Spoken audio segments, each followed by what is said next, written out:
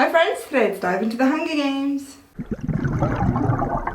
Each year, a new arena is created for each new Hunger Games. We know that there's a new one every year because Katniss mentions in the books that Capital citizens will actually go visit previous arenas from previous Hunger Games. While there, they can actually reenact scenes from these games and tour around the arena. So this means a new arena has to be created every single year. There's so many moving parts, sometimes literally moving parts to each arena, so how exactly are they built? Well, realistically, they're probably built between each Hunger Games. The capital has spared no expense, and of course, a very special arena. This means that they're built within probably about 11 months. This gives time for the previous Hunger Games to take place and to finish before the next arena needs to be built. 11 months is more than enough time to build them. This is because though they are massive structures with a lot going on, they're likely being built by Avoxes. Obviously not just Avoxes, there would be professional architects and other people who are involved in the project. They would also use hovercrafts and likely other things to help build the arenas faster. A lot has to happen in that 11-month window between the previous game's ending and the next game's beginning. Obviously the arena needs to be physically built, but it's more complex than just build an arena. The concept, idea, or I guess theme of each game has to be decided upon before the arena can be built. Where are these games going to take place? In woods, a jungle, a frozen tundra, a desert, an abandoned city? This needs to be decided upon before the arena can be built. And one of my favorite arenas, the use of the rubble in the ruined city. Any big physical features need to be decided upon before the arena is built. Things like the 74th Hunger Games arena had a forest and a lake. The game makers had to know they wanted to have a forest and a lake before they were able to build the actual arena. This is because if you decided you want a lake, you don't want to build the arena on the side of a mountain. That's going to be a bit complicated to have a body of water. This is especially true of the 75th Hunger Games. This protocol relied heavily on the arena being special. This entire arena seems to be laid out like a clock, with a new threat every hour, but they stay only within their wedge. In this arena, there was a saltwater lake with an island in the middle and spokes coming out of it. This was obviously man-made and had to be planned out in advance. So once the theme of the arena and the physical attributes are decided upon, they still need to work out the pods. There are bigger pods and smaller pods within each arena. We actually see a lot of these pods in Mockingjay within the capital. These pods can trigger anything from bombs to traps to mutts. These pods are dispersed throughout the arena and make the games a bit more interesting. Some pods are huge, like the tsunami wave that took out most of the tributes in Annie Kruster's games. Others are much smaller and just spit out small fireballs. But these pods, big and small, need to be decided upon for the arena before building can commence. So once all of these things have been decided upon, the actual physical building of the arena can begin. Obviously there's the outer shell of the arena that we see in Catching Fire when Katniss breaks the arena.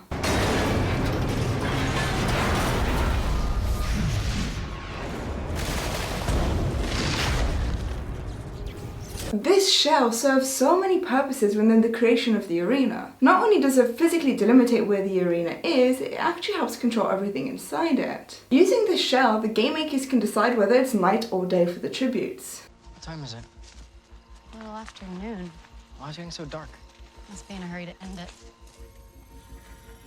However, this shell also creates a little bubble. Within this bubble, there can be a type of biodome. These biodomes are things that we actually have in our own society now. This is how the game makers can control the weather within the arenas. These biodomes are controlled using temperature and humidity controllers. You can make it very hot and dry or very cold and wet. This is why each arena can be completely different, and one year you can go from a desert to the next year a frozen tundra. It's just using these controllers. This also explains how the game makers can make it pour torrentially and then 5 minutes later have it be boiling hot and dry. I'll come back to other weather aspects in a minute, but the shell of the arena helps control the weather. On top of the actual shell of the arena, other above ground attributes would have to be built. Things like lakes or small mountains, for example, may actually be built purposefully for this arena. That way they can be built and controlled exactly how the game makers want them to be. For example, if you were to build an arena on an existing lake but you don't want there to be fish in the lake, you'd have to get rid of all the fish in the lake, which can be quite annoying and a time-consuming task. And the lake may not even be the exact shape, size or depth that you want it to be. Whereas if you purpose-built a lake, you can make sure that it's the size, shape, depth that you want, and there's animals or no animals as you choose. All of these physical characteristics would have to be built alongside the shell.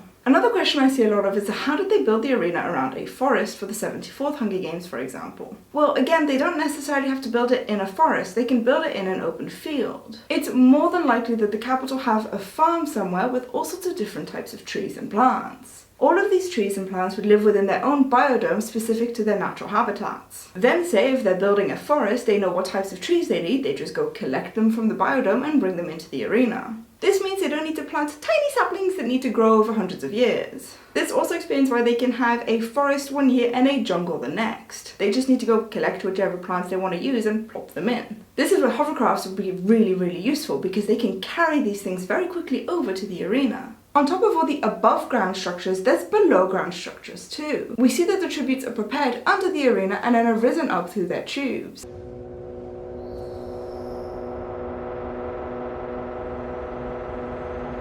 So you need the space for all of these tunnels and rooms.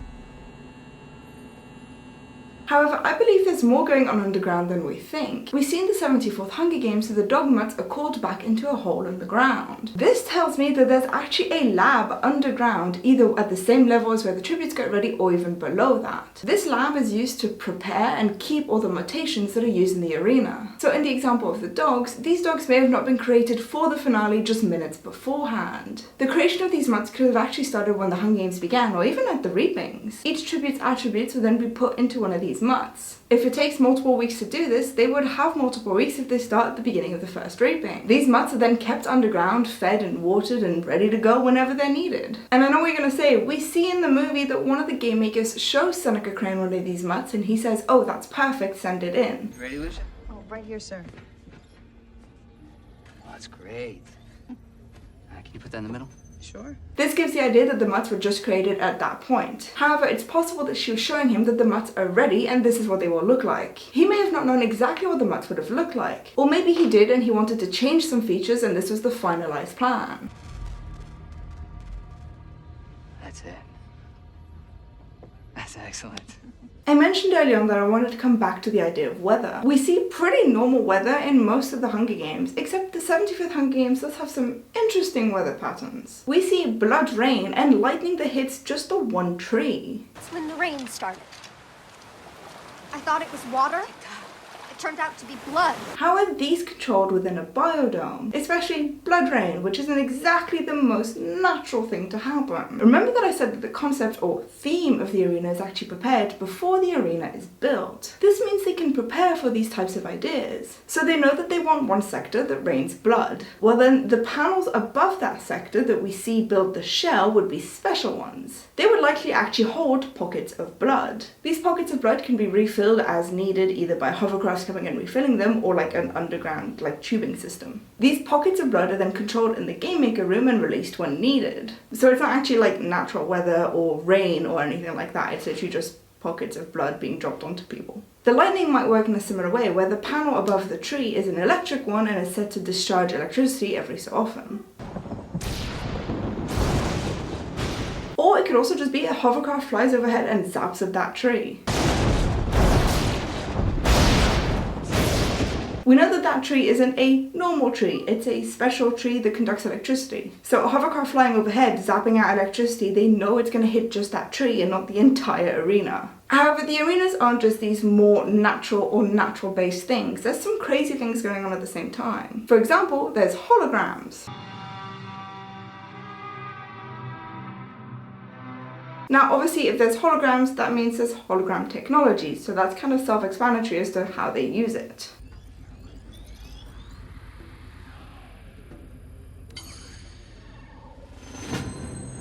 One question I see a lot though is the tree in the 74th Hunger Games that falls in front of Katniss. Can you give me a tree right there?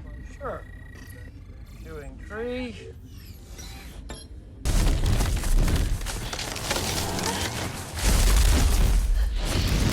Was this tree a fake tree? Was it a hologram tree and she just didn't realize? What's going on with that tree? Well, it definitely could be a hologram. Remember that Katniss is in shock and she's panicking. She probably won't notice that that tree is kind of a fake tree and doesn't look right. However, it could also just be an actual tree that has a special pod in it. This pod, when discharged, would make the tree fall over. This would be very useful in so many different scenarios for the game makers to use. It can block an escaping tribute from a pack of tributes, forcing them to turn and fight. It can also separate a group of allied tributes, for example. This would force them to then fight for themselves. Or during a chase scene, it can actually stop the ones chasing the others. This would create more tension and make the games go on for longer. This brings me to the pods of the arena. The bigger, more complex pods would have to be put in place while the arena is actually being built. This means the physical structures would be built around these pods. This would probably be the case with the tsunami pod that we see in Annie Crester's games. However, smaller pods like the ones I mentioned, the little fireball shooting ones, can be placed after the arena is built. This means they can be purposefully placed within the structure once the structure is ready to go. This will give the game makers better control as to where it is and how it works. This video is brought to you by Brandon and Kai, my book level patrons. If you want to find out how to become a book level patron, just head over to my Patreon page. It's linked in the description box down below, and I'll tell you how. Do you also think there's an underground lab for the mutts, or do you think they're prepared in the capital and then brought to the arena?